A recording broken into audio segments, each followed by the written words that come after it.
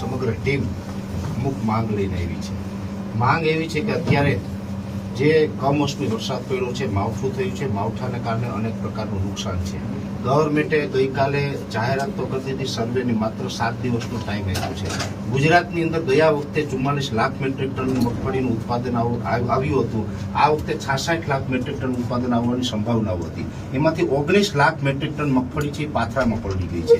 સાથે કેળાનો પાક હોય, અમુક વિસ્તારમાં ડાંગરનો પાક છે, કપાસ છે, તુવેર છે, એરંડા છે, મગ છે, અડદ છે, શાકભાજી છે વગેરે મળી અને અંદાજિત 13,000 કરોડ રૂપિયાનું ગુજરાતના ખેડૂતોને નુકસાન થયેલું છે.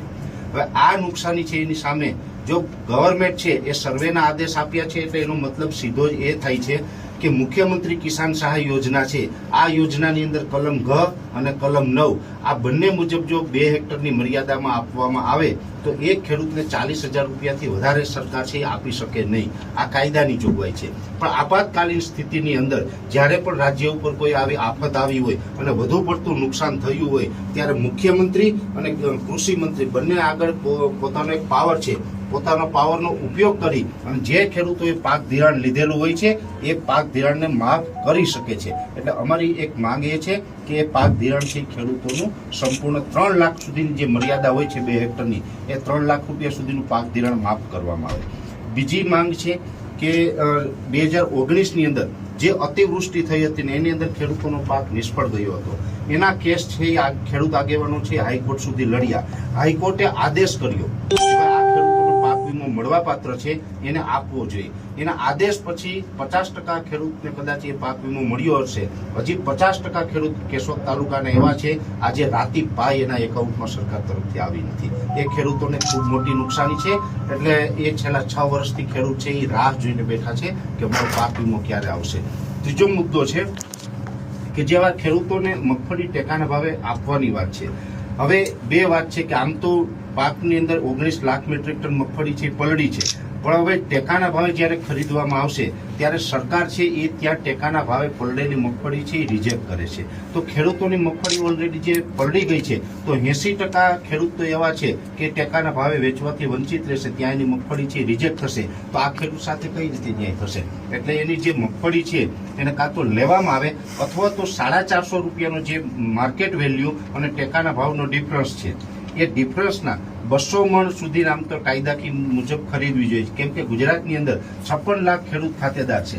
56 લાખ ખેડૂત ખાતેદારમાંથી જે મગફળીનું વાવેતર કરે છે અને એની અંદર જે એવરેજ છે ગુજરાતની અંદર 9 ગુઠા વીઘો, 13 ગુઠા વીઘો, 14 ગુઠા વીઘો, 16 ગુઠા વીઘો, 20 ગુઠા વીઘો અને 24 ગુઠા વીઘો અલગ અલગ પ્રકારના જે ક્ષેત્રફળની અંદર રાજાશાહી વખતથી જે જમીનની આકારણી થયેલી છે આ આકારણી મુજબ એવરેજ 16 ગુઠા છે એ મોટા ભાગે માન્ય રાખવામાં આવ્યો છે.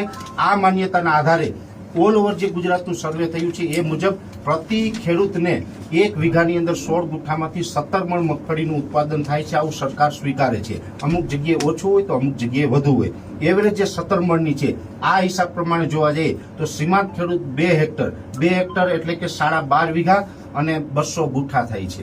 હવે આ 200 ગુઠાની અંદર જો જોવા જઈએ તો સરકારે 200 મણ મગફળી છે એ ખરીદવી જોઈએ એના ઉત્પાદનની ક્ષમતા પ્રમાણે. જ્યારે સરકારે છે એ ગયા વર્ષે 3 લાખ ખેડૂતનું રજીસ્ટ્રેશન થયું હતું મગફળી વેચવા માટે, તો એની અંદર સરકારશ્રીએ 12.66 લાખ મેટ્રિક ટન મગફળીની ખરીદી કરી હતી જે ટોટલ 44 લાખ મેટ્રિક ટનનું ઉત્પાદન હતું.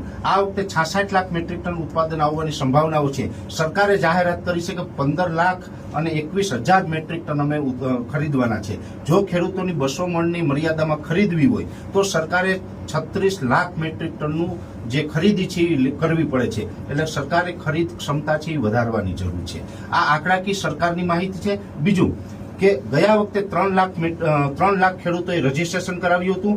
આ વર્ષે ઓન પેપર વેબસાઇટ ઉપરથી 9,32,000 ખેડૂતોનું રજીસ્ટ્રેશન થઈ ચૂક્યું છે. એટલે આ ખરીદીની અંદર સરકાર છે એ ન્યાય નથી કરી શકતી.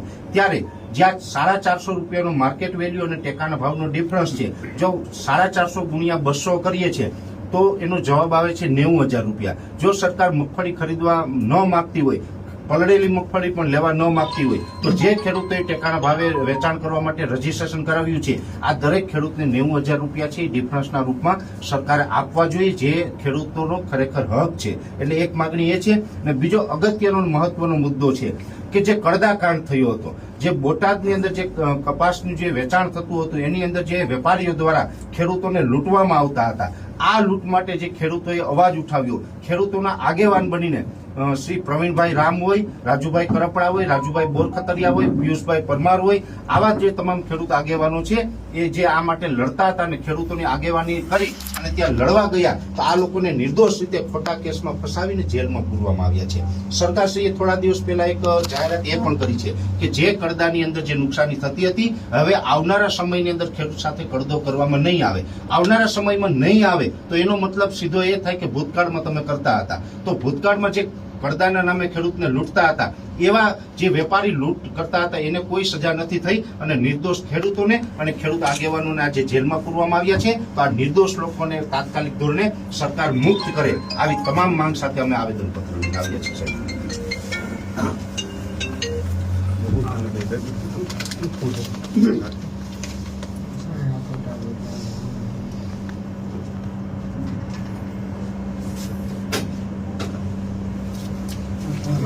સરકારશ્રી સુધી પહોંચાડી દઈશું. Thank you sir. અમે પહોંચશું.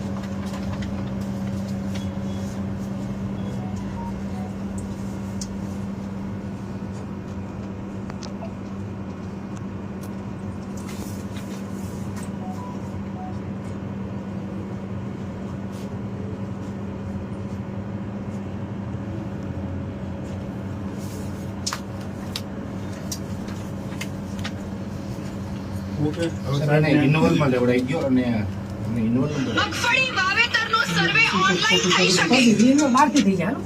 સામાન્ય રીતે 12 છતાંય અમારી